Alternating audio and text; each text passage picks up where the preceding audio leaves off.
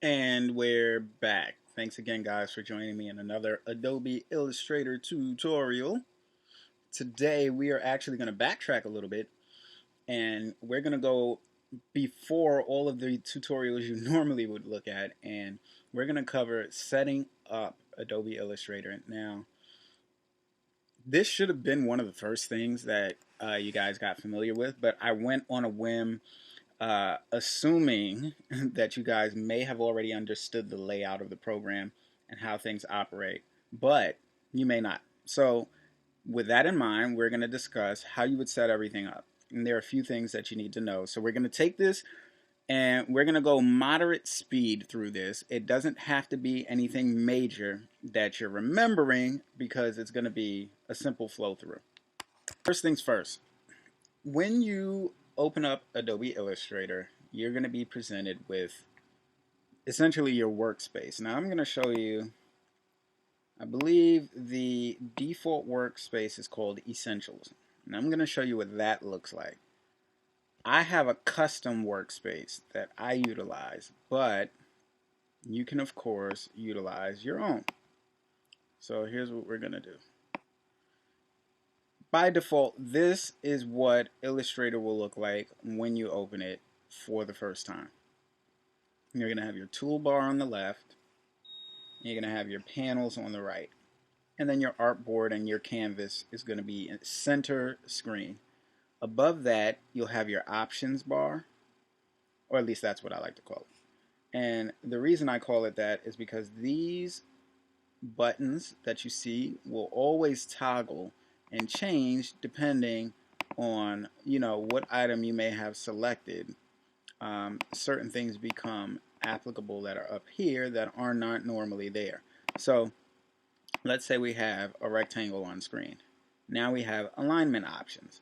We also have transform options and isolate options for the selected object. So if I wanted to, let's say I had multiple items up here and I wanted to isolate it and edit it without the potential of messing up another object, I can go to this button, I can click it, and it will bring me into isolation mode. And let me drop this down a little bit so you can see.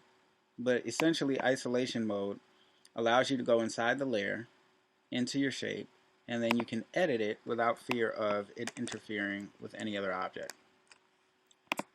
Now, let's go back, take it out of that mode. You can also double click on your item and it will go into isolation mode as well.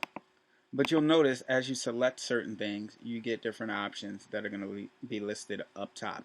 Now I'm not going to go over what each item is because that's just going to take entirely too long. Maybe I'll do that in a separate segment, but for now we're just going briefly over your setup. So this is what it would look like once you have a document on your actual artboard. Now, if you were to start, the first thing Illustrator does when it opens is you're presented with a panel. This panel will look something like this. It's a new document panel. At the top, it'll say name, which is essentially your file name. So whatever you want it to be, you can name it here or you can wait until later. It will not solidify that as the name until you save the document, which you cannot do right now. You can only do it once it's created the new document. So you can change it or you can wait, and then when you do your save as command, you can change it during that process. Your profile essentially are presets that allow you to select them so that in your, let's take a look real quick. We'll go to print. In your size area, you'll have various print options: letter, legal, tabloid, A4, A3, B5, B4. These are presets that are set under the print option. If you go to web, you have various web resolutions. Same thing for any of the others that are here: iPad, iPad mini, iPhone 5, etc. And the list goes on depending upon the profile that you get. Okay. Now it's not here and highlighted, but if you were to change any of these values, let's say right now I change this to 1360, you notice that the size now says custom and the profile says custom. Okay? And the reason it says that is because it's no longer one of the preset values. But if I were to go back to print and select letter, everything says what it is by default, not custom. Okay, you can select the number of artboards. By default, it's always 1. And once you select a higher number than 1, you then get options on how to organize your actual artboards. And if you're not familiar with artboards and how they function, I'm not going to go over it right now, but there is an artboard tutorial, and again, it will have the same type of icon that this tutorial has. It will be an orange thumbnail with a white shape or box on it, representative of an artboard. And then if you go in that tutorial, it'll teach you everything about the actual artboards themselves, arranging, making new ones, deleting them, changing the actual sizes, etc. So we're not going to go over that now, but that's a way you can familiarize yourself with that. So take a look at that.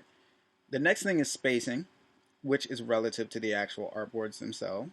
And you can find that along with the columns in the actual artboard tutorial. So moving along, we have size, which we've been discussing. These are your default sections. And then the width and the height, which you can change. And then you can change the value that it has from points to picas, inches, millimeters, centimeters, and pixels. Right now, if I changed it to inches, you know a letter size is 8.5 by 11, and that's accurate. And then you can set the bleed for top, bottom, left, and right of your actual artboard. This is going to give you the area in which your artwork can push beyond the bounds of the actual printable area. So you're going to have that bleed as an option. If you were to click the Advanced tab, you're going to notice you can change the color mode to RGB. You can change the resolution for your raster effects. And then the type of preview mode that you start off with. Okay? And then at the bottom, of course, you can align new objects to the pixel grid. And this is just an option and different options that you have in terms of setting up a new document. So what we're going to do is we're going to name this new. And just really quick, because I almost forgot about this, you can also change the orientation from portrait to landscape. And then you'll notice that the width and the height will switch in that option box. But we're going to leave it at portrait. And then we're going to click OK. Once I click OK, actually I'm going to bring this back down to one artboard. I don't want to confuse you. So now we're going to click OK. And we have our artboard with our document sized at 8.5 by 11. To verify that, you can go over to your artboard, double click the artboard tool, and then you'll notice that it says width and height 8.5 by 11. And then you can look in the artboard options and you'll see there are other things that you can do with it, which are explained in the artboard tutorial. Now, once you're in this section, the next thing for you to do is to decide whether or not you actually like this setup and how everything is laid out. I personally changed my entire setup so that it works better for me and my workflow. So I have things that are added that are not here normally. By default, you have your artboards, layers, stroke, gradient, transparency, your graphic styles, your appearance, swatches and brushes, you have color and color guide. And this is your work area profile.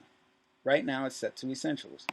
If you were to click that, you can change it to automation, layout, painting, printing and proofing, tracing. Each one is going to have a different effect and different look. As you can see now, this is primarily type-based. Now you have your character and paragraph styles, along with your character, paragraph, and open type options, cooler menu and swatches, and your color guide stuff, as well as additional options to the left. Your glyphs, stroke gradient, and transparency.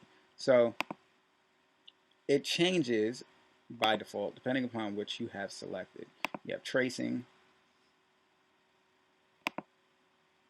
painting, just different things. For me, I custom made one and it's called Focus.